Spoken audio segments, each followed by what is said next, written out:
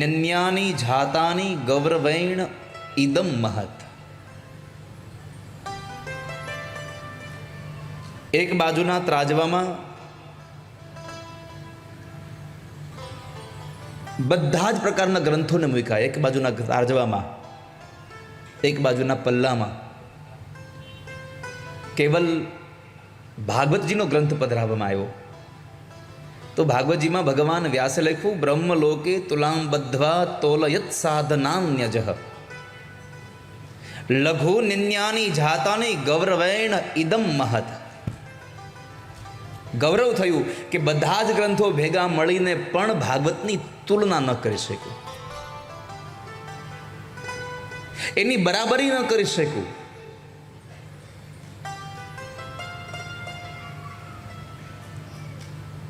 તો એવો આ દિવ્ય ગ્રંથ નારદજીએ સાંભળી કથા. બાપજી બતાવો ને, નારદે શું કામ કથા સાંભળી? તો કંઈક કામ કરો, સાંભળો. એકવાર દેવર્ષિ નારદ ફરતા ફરતા ફરતા ફરતા બદ્રી વિશાલ ક્ષેત્રમાં પહોંચ્યા.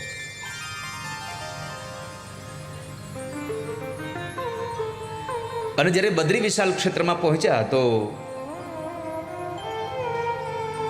સામે સનતકુમારો મળ્યા છે.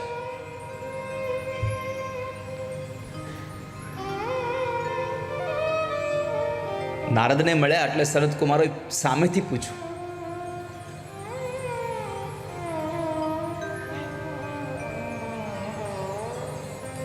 કથમ બ્રહ્મનદીનમુખ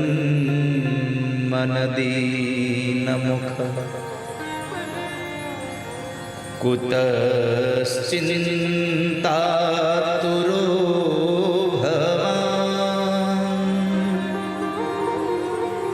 ત્વરિતં ગમ્યતે કુત્ર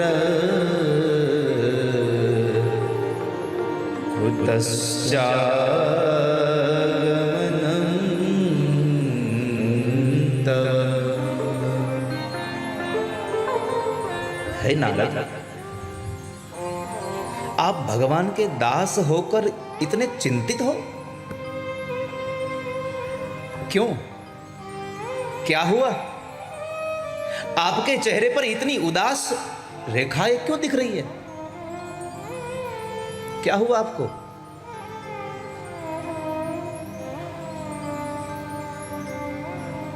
हमने तो सुना है, हमने तो देखा है, हमने तो अनुभव किया है कि भगवान के दास कभी उदास नहीं होते.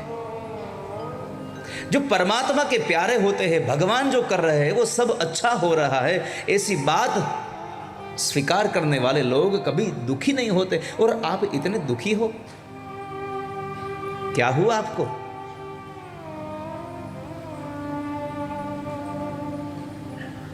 आपके चेहरे को देखकर ऐसा लग रहा है इस संसार के किसी मानस, किसी व्यक्ति का धन किसी ने चुरा लिया हो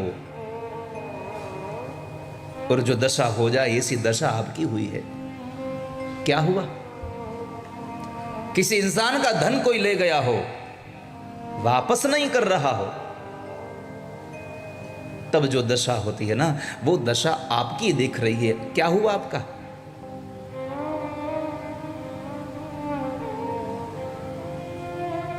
बताइए तो सही.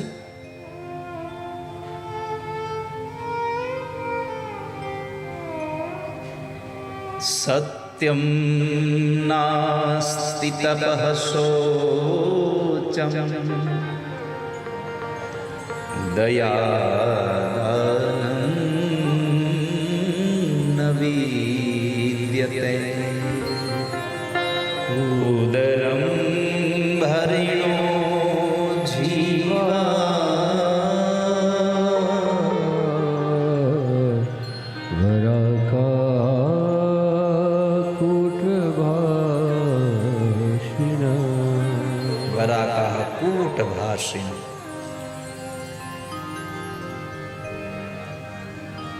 નારદજીએ કહ્યું કે સત્યમ નાસ્તિ તપઃ શોચમ.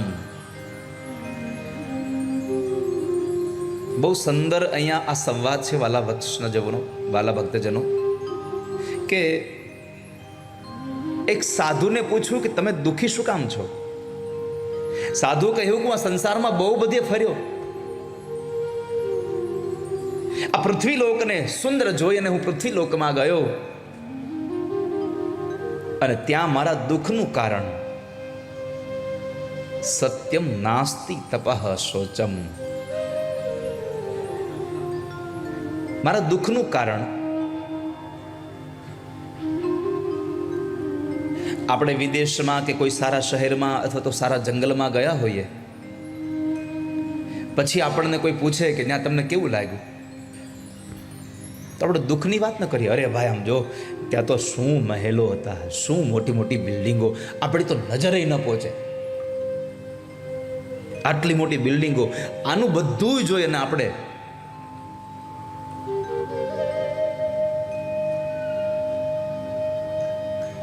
આ સુખની વાતોને કરીએ. પણ નારદે પૂછ્યું કે તમને શું થયું ને શું લાગ્યું સારું? તો કે સારું તો ઠીક છે, પણ દુઃખ મને એ વાતનું થયું, આ સંસારમાં સત્ય નથી રહ્યું. સત્યમ નાસ્તિ તપઃ શોચમ દયા દાનમ ન વિદ્યતે ઉદરમ ભરીણો જીવા વરાકા કૂટ ભાષિના. આ સંસારમાં તપનો મહિમા ઘટી ગયો છે. કેમ તપનો મહિમા ઘટી ગયો? નહીં તો તપ છે, પણ તપનો મહિમા ઘટી જાય કેમ? સંતો તપ કરતા હતા ત્યાં સુધી તપનો મહિમા બહુ હતો, ઋષિ મુનિઓ તપશ્ચર્યા કરતા હતા, તપનો મહિમા હતો, પણ પાખંડીઓએ તપ કરવાનું ચાલુ કર્યું એટલે તપનો મહિમા ઘટી ગયો છે. પાખંડીઓએ તપ ચાલુ કર્યા એટલે સંતોના તપ પરથી પણ આપણને ભરોસો હટી ગયો. આપણા દિમાગમાં, આપણા મગજમાં, આપણી વિચારધારામાં, આ ખોપડામાં એવું ભરાઈ ગયું અંદર કે કાંઈ સાચું હોતું નથી. જ્યારથી ખોટું હોનું ગામમાં આવ્યું છે ને પેલું પીળું,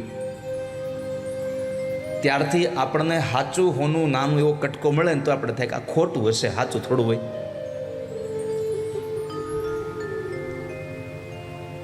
આપણને સાચું વસ્તુ મળે છતાં પણ આપણી ભ્રાંતિ ખોટીમાં જોડાઈ જાય છે.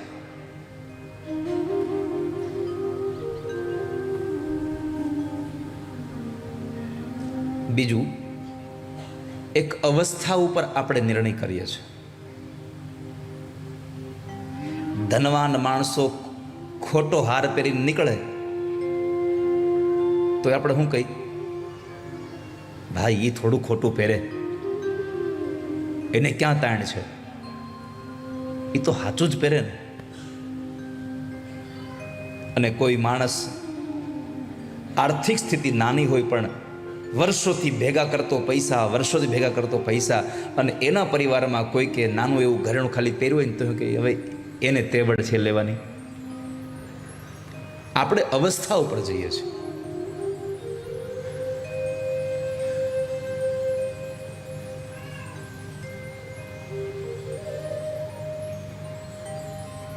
તપનો મહિમા ઘટી ગયો.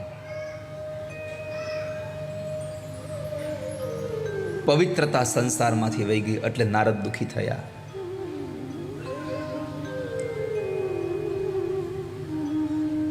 માણસો ઘરને ચોખ્ખી રાખવા, મકાનને ચોખ્ખું રાખવા તો કેટલાય પ્રકારના કેમિકલ્સ યુઝ કરે છે. માણસ પોતાના શરીરને ચોખ્ખું રાખવા હાટું કેટલાય પ્રકારના સાબુ ને શેમ્પૂનો ઉપયોગ કરે છે. પણ શરીરને જેટલું ચોખ્ખું રાખવું ને એના કરતાં વધારે મનને ચોખ્ખું રાખવું તમારે. શરીર મેલું હશે તો ચાલશે, મન મેલું નહીં ચાલે. તમારા કપડાં મેલા હશે તો હજી કઈ સમાજ સ્વીકાર લેશે, પણ તમારી જો માનસિકતા મેલી હશે, તમારા ઈરાદાઓ મેલા હશે તો સમાજ નહીં સ્વીકારે. માટે કપડાં મેલા ભેલા પહેરીએ પણ મન તો ચોખ્ખું રાખીએ, મન પવિત્ર રાખીએ.